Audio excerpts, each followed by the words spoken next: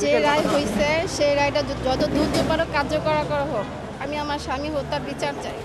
আর 10 বছর আর যে সামনে আর 1 বছর যে না যায়, এই সরকার ভালো, তো এই সরকার থেকে বিচার যে যত দ্রুত পারো এই সরকারের যারা 26 জন ফাঁসি রেখে ফাঁসিটা কার্যকর করা হয়।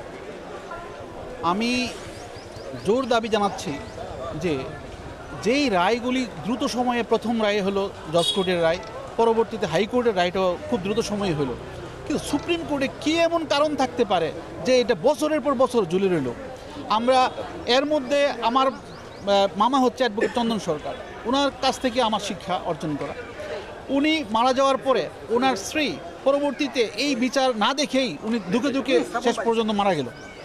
মানে ওনার মেয়েটা, 4টা মেয়ের মধ্যে 3টা মেয়ের বিয়ে হয়েছে, একটা মেয়ে এখনও ওই বাবা এবং মার এই দুশ্চিন্তা এবং তাদের এই চিন্তা ভাবনায়, মানে তার রায় এখনও কার্যকর হচ্ছে না, এইসব চিন্তা মেয়েটা মানে দুর্বিষহ জীবনযাপন করতেছে।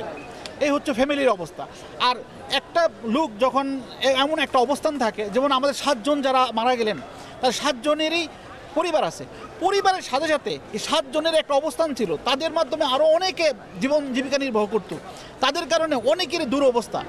আমরা আশা করি খুব দ্রুত এটা কার্যকর হবে, বিচার কার্যকর হবে, এবং বিচার যদি কার্যকর করা হয় এবং নিম্ন আদালতের রায়গুলি বহাল রাখা হয়, তাহলে আমরা আশা করি এবং দ্রুত সময়ে নিষ্পত্তি হয়, তাহলে আমরা আমাদের আশা পূর্ণ হবে।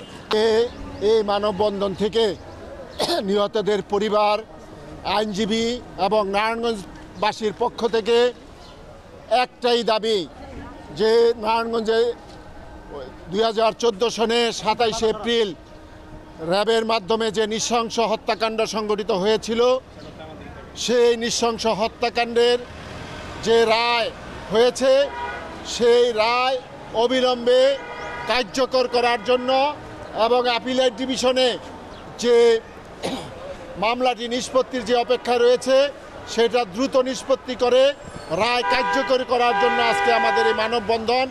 এই মানববন্ধন থেকে আমরা আহ্বান জানাবো সকল প্রতিবন্ধকতা দূর করে দিয়ে আজকে এই মামলাটি অগ্রাধিকার ভিত্তিতে অ্যাপিলেট ডিভিশনে শুনানির ব্যবস্থা করতে হবে এবং যারা দোষী তাদের অবিলম্বে তাদের শাস্তি কার্যকরী করার মাধ্যমে এটার পরিসমাপ্তি ঘটাতে হবে। এর মাধ্যমে আমি মনে করি নিহতের পরিবার, নারায়ণগঞ্জবাসী তথা সারা বাংলাদেশের মানুষ একটা স্বস্তির নিঃশ্বাস ফেলতে পারবে এবং দেশে আইনের শাসন আছে কি নাই এই হত্যাকাণ্ডের বিচার কার্যকর করার মাধ্যমে প্রমাণিত হবে।